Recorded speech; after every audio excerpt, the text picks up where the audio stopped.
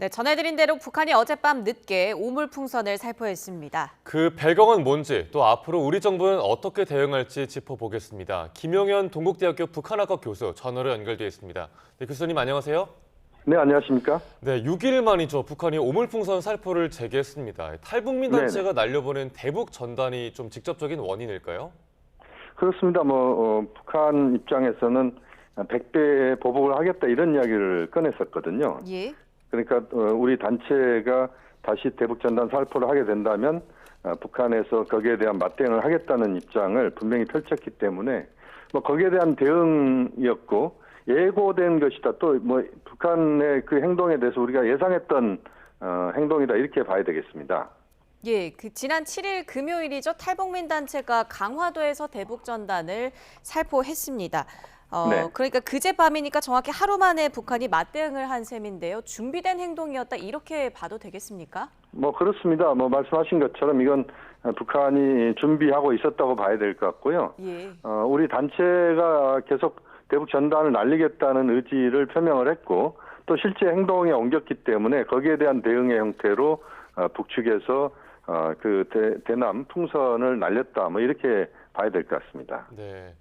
대북 전단에 이어서 그저께 또 다른 탈북민 단체가 쌀과 1달러짜리 지폐, 또 한국 영화 등이 담긴 USB, 성경이 담긴 페트병을 북한으로 흘려보내더라고요.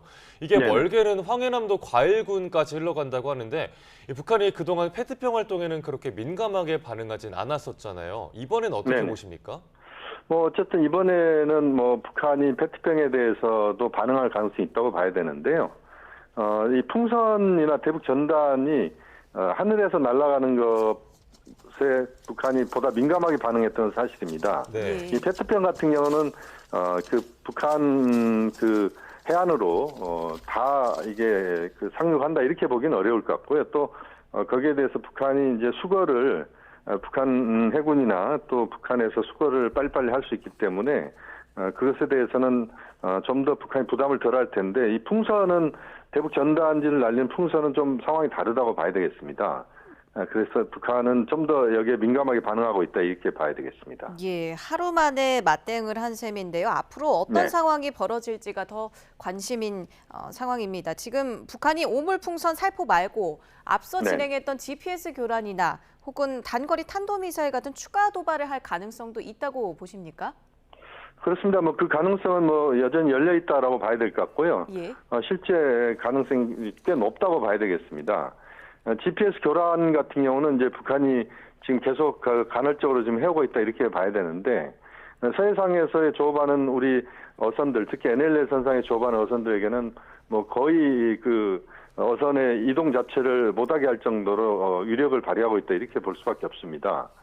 또 지금 북한이 단거리 미사일을 포함해서 군사정찰 위성을 지난번 실패를 했고 계속 쏘겠다는 입장을 표명을 했기 때문에 단거리 미사일을 포함한 북한의 도발은 계속 간헐적으로 나올 가능성이 매우 높다. 그렇게 전망이 됩니다. 네, 우리 정부가 이미 9.19 군사합의 효력을 정지하면서 이 북한의 도발에 강력하게 대응하겠다는 뜻을 분명히 하고 있는데 정부의 대응에 대해서 교수님께서는 어떻게 전망하고 계십니까? 지금 이제 우리 정부에서 대북 확성기 방송 재개 가능성을 계속 이야기를 했지 않습니까? 예. 9.19 군사합의 전면 효력 정지를 하면서 우리가 북측에 대북 확성기 방송을 할 수 있다 이런 이야기를 꺼냈는데 실제 확성기 방송을 적극적으로 지금 재개할 가능성이 지금 높아지고 있다 이렇게 봐야 될 것 같습니다. 예. 우리 나름의 이제 우리 정부 입장에서는 북한의 이런 대남 풍선 날리기에 대한 대응으로서 대북 확성기 방송 그것을 우리가 예고를 또 한 부분이 있습니다. 네. 그렇기 때문에 실제 가능성이 높다. 다만 이제 대북 확성기 방송과 관련돼서는 이제 북한의 또 대남 확성기 방송이 북한에 의해서 또 자행될 가능성이 분명히 있거든요. 네. 그렇기 때문에 이 부분은 접경 지역의 주민들의 여러 가지 생활과 관련돼서까지 고려해서 본다면 조금은 신중할 필요는 있다. 그렇게 보고 있습니다. 예, 대북 확성기 방송 재개되는 시점에 대해서도 관심이 많은데요. 사실상 네네. 심리전의 마지막 단계인 만큼 북한의 도발 수위에 따라서 결정될 것 같은데 어떻게 전망하십니까? 그렇습니다. 지금 말씀하신 것처럼 대북 확성기 방송은 굉장히 민감하기도 하고 또 그 자체가 갖고 있는 여러 가지 파급 파장이 클 수가 있습니다. 예. 그렇기 때문에 이 문제에 대해서 정부가 상당히 고심을 할 거라고 봅니다.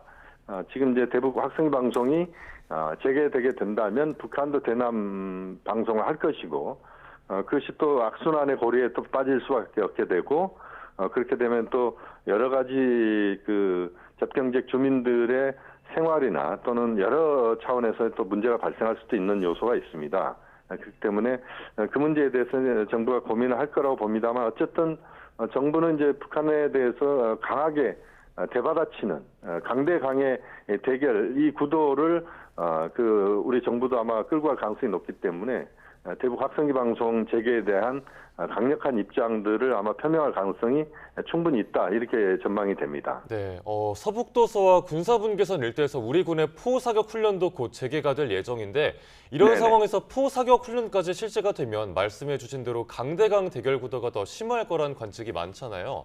남북 관계 단기적으로는 어떻게 전망하고 계십니까? 지금 이제 말씀하신 것처럼 우리 포사격 훈련이 이루어지게 된다면 북한도 아마 이제 해안포 사격이랄지 여러 가지 또 대응을 할 가능성이 높습니다. 그렇게 되면 이제 군사적 측면에서 보면 남북 간의 그 재래식 무기와 관련된 부분에서 이 강대 강의 대결 구도 이게 이제 구조적으로 이렇게 또 가게 될 가능성이 높다. 이게 상당히 우려스러운 부분입니다. 왜냐하면 그 자체도 그 우려가 되는 부분이지만 이게 반복되다 보면 이제 우발적인 돌발적 사태가 NLL 선상이랄지 또는 휴전선에서 발생할 가능성도 있거든요.